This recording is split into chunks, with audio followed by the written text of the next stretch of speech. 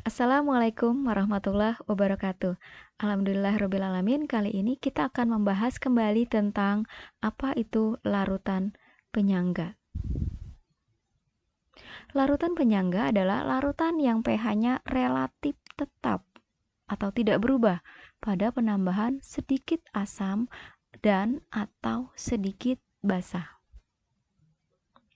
Di mana larutan penyangga terdiri dari dua, yaitu larutan penyangga asam dan larutan penyangga yang bersifat basa. Larutan penyangga asam terdiri dari asam lemah, kita lambangkan dengan Ha, dan basa konjugasinya atau amin, di mana basa konjugasinya kita sebut dengan garamnya. Contoh adalah campuran asam lemah CH3COOH dan garam yang mengandung anion CH3COO-. Misalnya, apa itu garam yang mengandung anion CH3COO-? Yaitu CH3COONA, atau misalnya CH3COOK, atau misalnya CH3COO 2 kali Ba.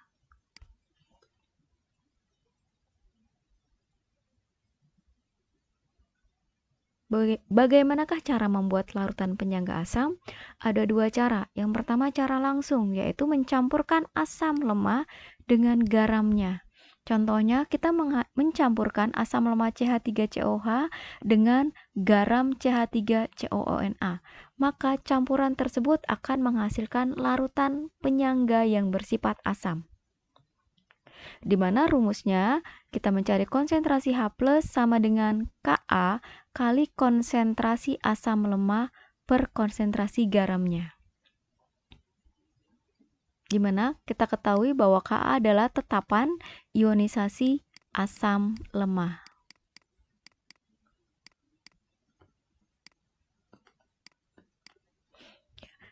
Cara yang kedua adalah cara tidak langsung, yaitu dengan mereaksikan asam lemah dengan basa kuat.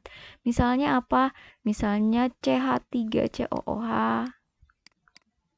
Kita reaksikan dengan basa kuat NaOH. Maka akan menghasilkan garam, CH3COONA, dan air. Dengan syarat CH3COOH atau asam lemah harus bersisa. Bagaimanakah kita mencari rumus H+-nya? Yaitu konsentrasi H+ sama dengan Ka kali asam lemah sisa, konsentrasi asam lemah sisa per konsentrasi garam yang terbentuk. Jika valensi garamnya adalah 1, maka rumusnya seperti ini. Jika valensi garamnya lebih dari 1, maka kita kali valensi di bawahnya.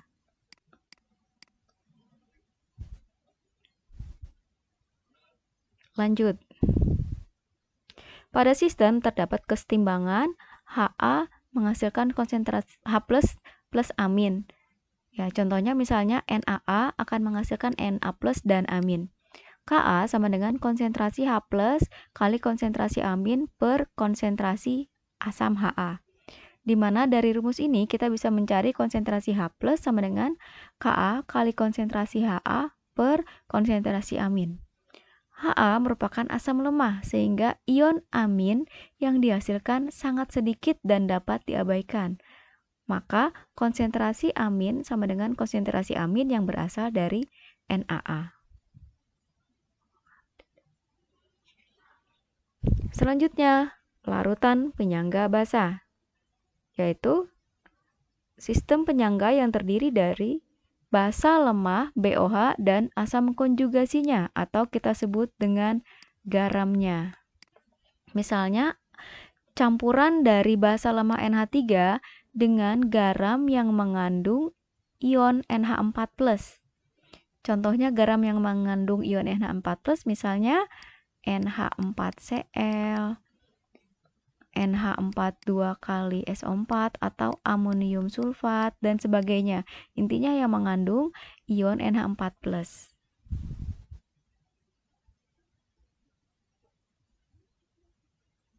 Bagaimanakah cara membuat larutan penjaga basa? Ada dua cara, yaitu cara langsung dan cara tidak langsung. Cara langsung dengan cara mencampurkan basa lemah dengan garamnya. Misalnya apa basa lemah? Yaitu NH3 dengan garamnya NH4Cl. Campuran kedua zat ini akan membentuk larutan penjaga basa, di mana konsentrasi OH- bisa dicari dengan rumus Kb kali basa lemah kali konsentrasi garamnya. Yang kedua cara tidak langsung, yaitu dengan cara mencampurkan basa lemah dengan asam kuat. Misalnya basa lemah adalah NH3, asam kuat misalnya HCl, dengan syarat NH3-nya atau basa lemahnya harus bersisa.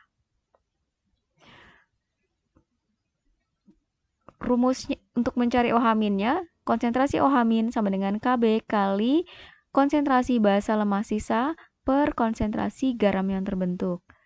Jika valensinya lebih dari 1, valensi garamnya lebih dari 1, maka kali valensi. Ini kali valensi bawahnya.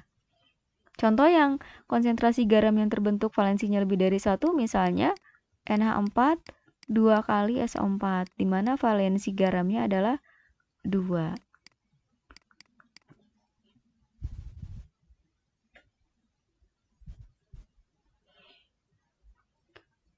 Larutan penyangga efektif. Perbandingan konsentrasi asam lemah dengan basa konjugasinya atau konsentrasi basa lemah dengan asam konjugasinya mendekati 1 akan membentuk larutan penyangga efektif. Sehingga konsentrasi H+ sama dengan Ka atau konsentrasi OH- sama dengan Kb.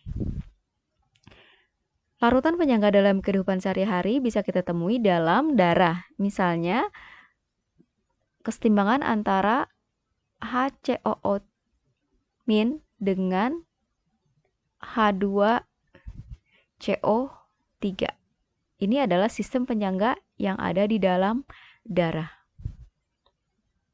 pH darah sebesar 7,4. Apabila pH terlalu rendah, tubuh mengalami asidosis, sedangkan pH terlalu tinggi, tubuh mengalami alkalosis.